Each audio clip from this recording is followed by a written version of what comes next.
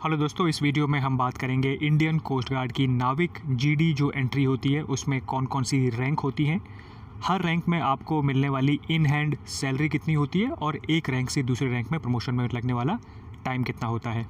तो नाविक GD branch में जब आप ज्वाइन करते हैं तो आपकी ट्रेनिंग आईएनएस चिल्का में होती है और ट्रेनिंग के दौरान आपकी जो सैलरी होती है वो होती है 15,000, लेकिन उसमें से 5,000 रुपये कट जाते हैं।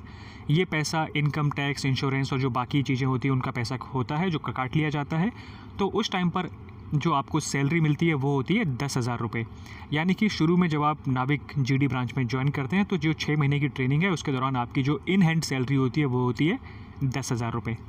ट्रेनिंग कंप्लीट होने के बाद जो आपकी पहली रैंक होती है उसे बोला जाता है नाविक और इस टाइम पर आपकी जो इन हैंड सैलरी होती है वो होती है 21,000 रुपये। इसके बाद जो अगली रैंक होती है उसे बोला जाता है उत्तम नाविक और इस टाइम पर आपके जो बाजू हैं उस पर एक एंकर आ जाता है और नाविक से उत्तम नाविक बनने में 2 साल का टाइम लगता है और इस टाइम पर आपकी जो इन हैंड सैलरी है वो हो जाती है 23,000 रुपये। इसके बाद जो अगली रैंक होती है उसे बोला जाता है प्रधान नाविक। उत्तम नाविक से प्रधान नाविक बनने में टाइम लगता है 4 साल और इस टाइम पर जो आपकी इन हैंड सैलरी होती है वो बढ़ के हो जाती है 28,000 रुपये।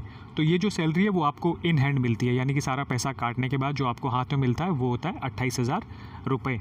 इसके बाद जो अगली रैंक है उसे बोला जाता है अधिकारी और इस टाइम पर आपके कंधों पर एप्लुएट्स लग जाते हैं, उसमें एक एंकर बना हुआ होता है। तो ये जो अधिकारी पोस्ट है ये एग्ज़ाम और इंटरव्यू बेस्ड पोस्ट है, यानी कि इसमें प्रमोशन होने के लिए आपको एग्ज़ाम और इंटरव्यू दोनों देने होते हैं और इस टाइम पर आपकी जो ग्रेड पे है वो बढ़ जाती है, आप जो नेक्स्ट पे स्केल है उसमें आ जाते हैं। तो आपकी जो सैलरी है इन हैंड वो करीब हो जाती है 34,000 रुपये। अधिकारी बनने में आपको करीब 5 से लेकर 8 साल तक का टाइम लग जाता है। इसके बाद जो अगली रैंक है उसे बोला जाता है उत्तम अधिकारी और ये आर्मी के जो नायब सूबेदार होते हैं उसके बराबर की रैंक है और यहाँ पर भी आपका जो पे स्केल है वो चेंज हो जाता है और आपकी जो इन हैंड सैलरी है वो हो जाती है 42,000 रुपये। ये भी एग्ज़ाम और इंटरव्यू वाली पोस्ट है, यानी कि इसमें भी आपको प्रमोशन लेने के लिए आपका इंटरव्यू बोर्ड होता है और उसको जब आप पास करते हैं उसके बाद ही आपका प्रमोशन होता है। इसके बाद जो अगली रैंक है उसे बोला जाता है प्रधान अधिकारी।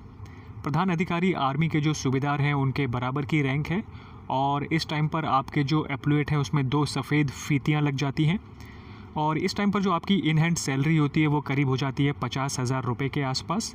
और उत्तम अधिकारी से प्रधान अधिकारी बनने के लिए कम से कम आपने उत्तम अधिकारी में 2 साल पूरे किए हों, उसके बाद आप इसके एग्ज़ाम और इंटरव्यू के लिए एलिजिबल हो जाते हैं। तो एग्ज़ाम और इंटरव्यू पास करने के बाद आप प्रधान अधिकारी बन सकते हैं। तो इंडियन कोस्ट गार्ड में जो रिटायरमेंट की एज है वो करीब 57 ईयर्स है, यानी कि इसमें आर्मी की तरह 15 साल या 20 साल का एंगेजमेंट पीरियड नहीं होता है। आप इसमें लाइफ लॉन्ग जॉब कर सकते हैं और 57 ईयर्स पूरे होने के बाद आप रिटायरमेंट ले सकते हैं। तो ये थी इंडियन कोस्ट गार्ड में नाविक जीडी ब्रांच में सभी रैंक्स और उनमें मिलने वाली इन हैंड सैलरी की जानकारी। Thank you.